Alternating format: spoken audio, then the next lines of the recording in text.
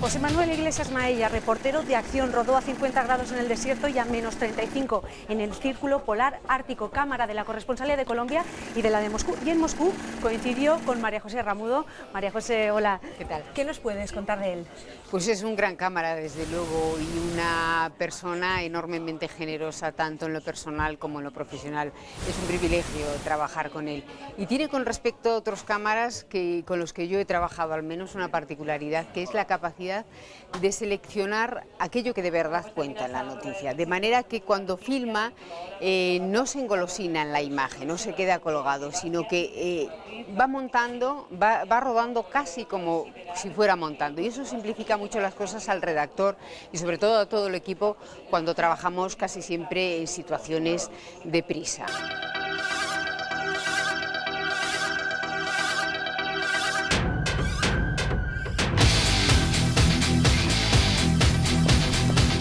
José Manuel Iglesias Maella lleva 5 años viviendo en Jerez de la Frontera, pero nosotros hemos quedado aquí, en el puerto de Santa María, en la cala de la muralla. Y Ovalle, gírate porque le tenemos ahí con el periódico y con el café. Hola, Maellas, así te vamos a llamar. Porque es tu nombre de guerra. Me conoce todo el mundo por Maellas, está claro. Manolo, qué gusto verte. Pascual, ¿cuánto tiempo? Jaime. Cuéntanos por qué has querido empezar el reportaje. Pues aquí. mira, esta es una calita que siempre pues está así de gente, está casi vacía. Y sobre todo en este tiempo, ¿no? En primavera, que ya estamos. Y entonces yo vengo muy a menudo a tomar mi cafecito, a leer, incluso a escribir. Y tengo unas vistas, como veis, mira. Impresionantes, sí. Al sur tengo América. Al este tengo Cádiz. Y al norte tengo Jerez. Pues, ¿qué más quiero? Lo tienes todo. Tengo todo. José Manuel Iglesias Maellas. Nací en Madrid el 6 de febrero de 1950. Estuve trabajando en televisión española como reportero gráfico 33 años de mi vida.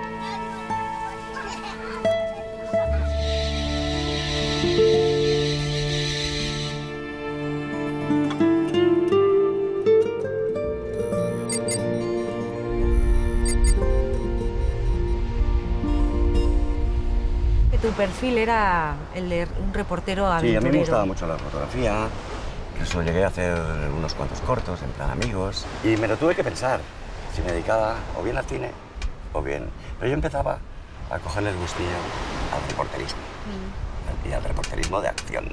Sí, a la aventura. A la aventura, y entonces yo ahí pues disfrutaba de la profesión, de mi vida, de todo. Vamos a aprovechar que continuamente. sopla el poniente aquí en el puerto de Santa María para hablar de un viaje con mucha arena y con el siroco, el viento seco del desierto. Hasta los piños. Sí, porque tú cruzaste el desierto del Sáhara Occidental. Claro.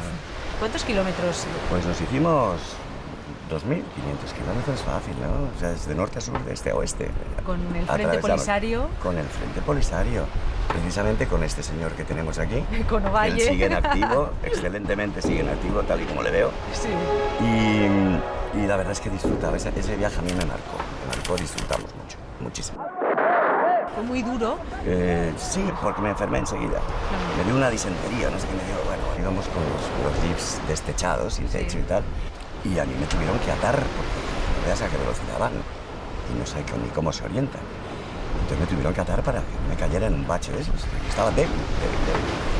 Te vimos a ti en imagen con ese problema, con el periodista Jesús González Green, explicando un poco las vicisitudes de aquel viaje. Sí, fue un viaje muy bonito, muy completo en todo, ¿no? Fue un viaje de noche con los Land Rover, porque de día estaba la aviación marroquí, no podíamos circular, y entonces se guiaban por las estrellas, no había, por supuesto, ni faros ni luces.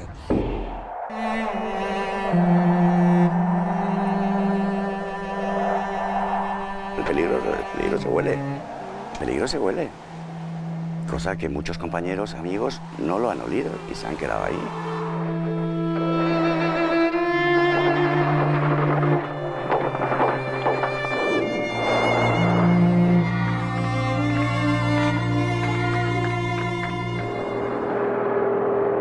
Y luego hay una anécdota que tengo que contaros.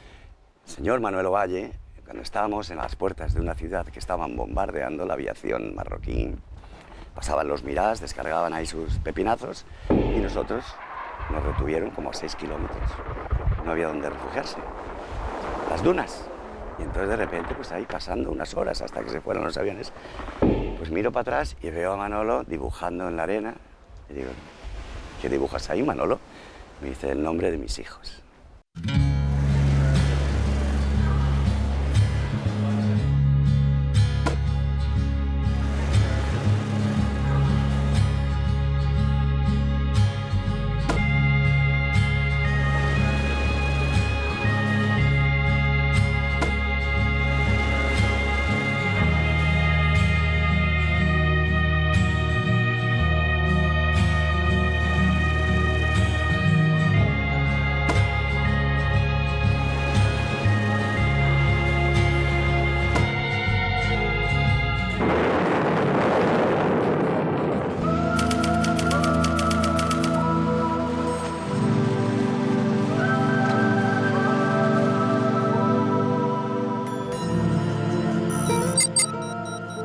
Otro reportaje así aventurero en el año, a ver si no me equivoco, 81, un viaje en Colombia, en el que hacíais un poco la ruta de las esmeraldas desde la mina hasta que los esmeralderos, los intermediarios, la vendían en Bogotá. Yo pisé esa tierra, en Colombia, me entusiasmó Colombia. Y entonces, bajando la escalerilla del avión, a Carlitos León, que venía conmigo, le dije, este país me huele a muerte. Y nos dimos de bruces 2 veces con la muerte. Con la muerte en ese reportaje. A 20 metros de nosotros, rodando en la plaza del mercadillo de Esmeraldas que trapichean allí.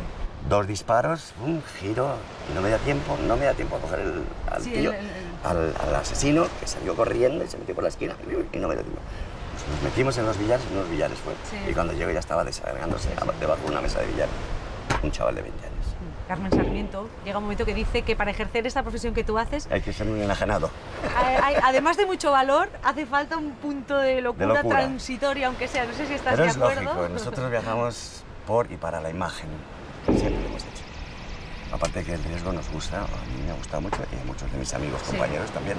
Y entonces nos llevaron los dueños de la mina en helicóptero, vuelo de 40 minutos, y llegando a la zona esmeraldífera, en medio de los Andes allí, entonces una quebrada y el río Muzo que baja, y veo pues como unas 20.000 personas, guaqueros, se llaman allí, la guaca es la mina, pues con la pala y con los coladores buscando lo que podría caer, alguna lagrimita, como decían ellos.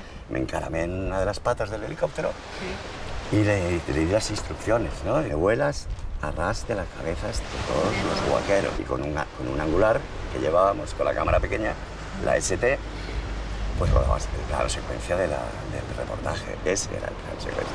Yo mirando por aquí, pierdo todo tipo de miedo. ¿Qué tiene ese visor para que os sirva a todos? Ese visor es que está dentro, es que Sí, está el ojo aquí, está el artefacto, está aquí, pero lo que es que a mí me entra hasta aquí, está la piel.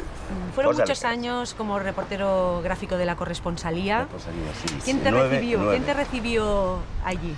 Pues un corresponsal al que le llamaba yo el Pelos, porque es un tipazo de tío. Trabajar con él era muy fácil porque tenía inteligencia, valor y oportunidad. Es un cámara que además era capaz de contar las cosas con muy poco material, tenía una gran precisión y es un tipo muy valiente.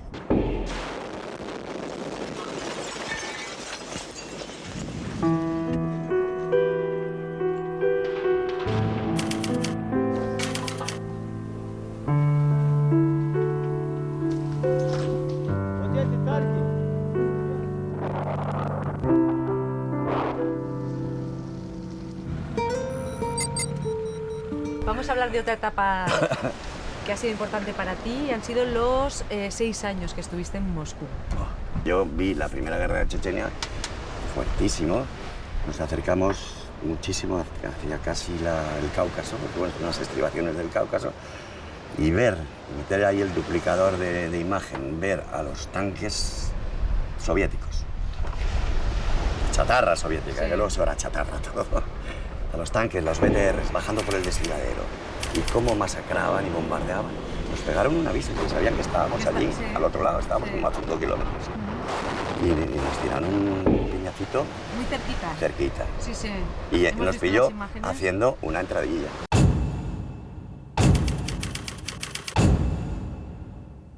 A nivel de imagen, que marcó un antes y un después en cuanto a fotografía, fue uno que hiciste en el Amazonas. Qué bonito. Me dio por hacer fotografía más conceptual, secuencias de planos más cortos, incluso en movimiento, ¿no? Incluso en panorámicas, subir, bajar, los ojos, cómo se pintaban los indios Yanomamis y tal, no sé qué, bueno, todo eso. Y ahí es donde se me ocurrió y usé mucho el general concreto, que a mí me encanta ese plano, que es, te metes zoom, duplicador a tope y que se muevan cosas allí, en la carretera, en la transamazónica. Unos camiones con esos maderones, con esos troncos y de arena, era amarillo. Sí, sí. Amarillo y verde, jugar con los colores. Tú metes ahí, eso es lo que te he dicho, el zoom a tope con el duplicador. Y aquello se movía, pero se movía, que incluso de ahí también lo usé en el Polisario, en el desierto, porque ahí es donde ves los verdaderos espejismos. Yo tengo allí 2 barcos ahora al infinito, Maellas, ¿y qué te parece que hagamos un plano general concreto de esos que te gusta a ti? Sí. Bueno, venga, Manolo, venga, vamos a hacerlo. Déjame a mí encuadrarlo. ¿Tienes el duplicador puesto? No te lo pongo, ¿te lo pongo? Ponle ya. Y aquí hay que abrir el diafragma, espérate. Ahí está. Y fíjate, es muy difícil coger foco, pero allí lo tengo.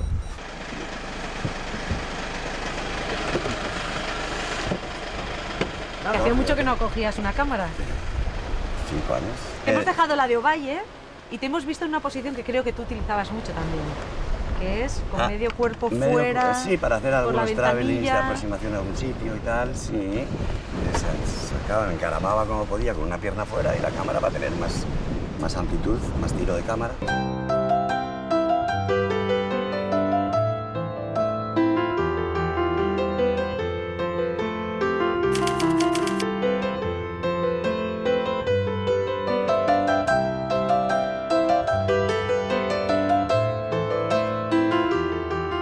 Otra playa importante para ti aquí en el puerto de Santa María es una playa con muchos kilómetros, Valdelagrana.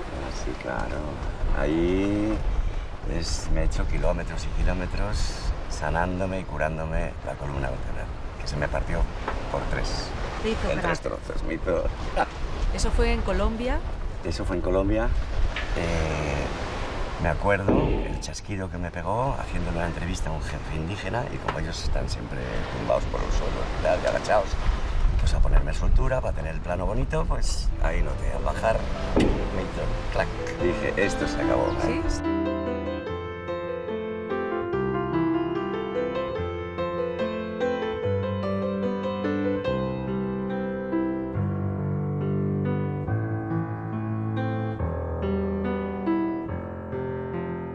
Jerez es una ciudad tranquila. La he visto como un remanso de paz que yo necesitaba para asimilar todo lo vivido anteriormente. Y sobre todo tengo el mar. Tengo el mar ahí cerca. Y entonces me estimula mucho.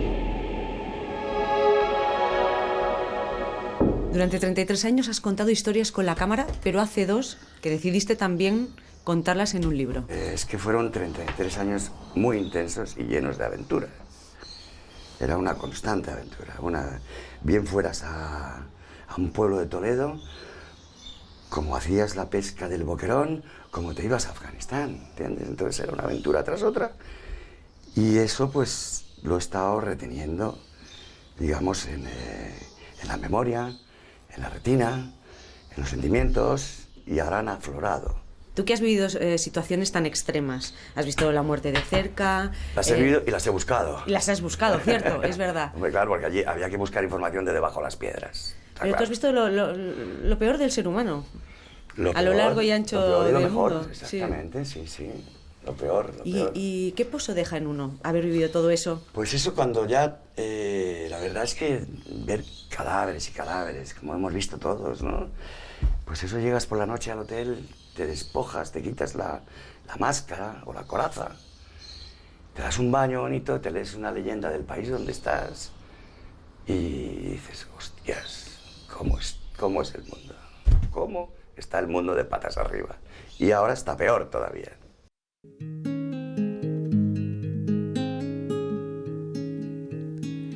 Hay cosas que se lleva el tiempo, sabe Dios a dónde.